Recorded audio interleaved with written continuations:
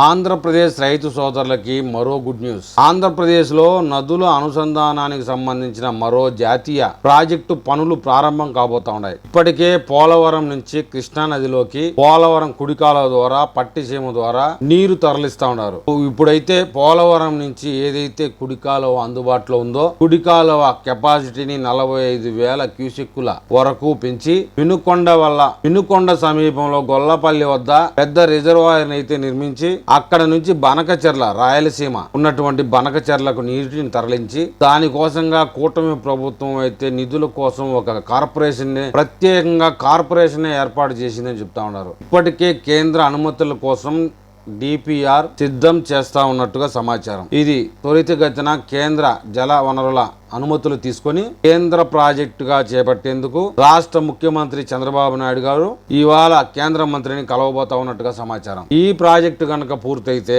దేశంలోనే 78% భూమికి తాగునీటి సదుపాయం కల్పించిన రాష్ట్రంగా ఆంధ్రప్రదేశ్ నిలుస్తుందట. నదుల అనుసంధానం చేసిన రాష్ట్రం కూడా మొదట ఆంధ్రప్రదేశ్ అవుతుంది అంటున్నారు. ఇప్పటికే గోదావరి నీటిని కృష్ణా నదిలోకి తీసుకొచ్చి నదుల అనుసంధానం ప్రక్రియలో ఒక కీలక ముందడుగు వేసిందని చెప్తున్నారు ఆంధ్రప్రదేశ్. ఇక పోలవరం నుంచి కానీ బనకచెర్ల వరకు నీరుని తీసుకెళ్లగలిగితే ఇక డెల్టా ప్రాంతంతో పాటు రాయలసీమ కూడా సస్యశ్యామలంగా మారిపోయినట్టే. కేవలం ఈ ప్రాజెక్టు నీటి సదుపాయానికే కాకుండా గొల్లపల్లి సమీపంలో ఏదైతే పెద్ద రిజర్వాయర్ వస్తుందో అక్కడ పంపుడు స్టోరేజ్ అంటే ఆ రిజర్వాయర్ లో నీటిని వాడుకుని విద్యుత్ ఉత్పత్తి చేసి మరలా ఆ నీటిని తిరిగి రిజర్వాయర్ లోకి పంపించడానికి అటువంటి విధానం ద్వారా పీక్ అవర్స్ లో విద్యుత్ ఉత్పత్తి చేసే ఒక భారీ ప్రాజెక్టు కూడా రాబోతోందట. దీని మీద ఇవాళ ముఖ్యమంత్రి చంద్రబాబు నాయుడు గారు కేంద్ర మంత్రితో ఇంకా మరి కొంతమంది కీలక మంత్రులను కొలవబోతా ఉన్నట్టుగా కూడా సమాచారం. తర్వాత మీదట ఒక మంచి క్లారిటీ వచ్చే అవకాశం ఉంది. 81,000 కోట్ల రూపాయల ఖర్చుతో నిర్మించే ఈ ప్రాజెక్టును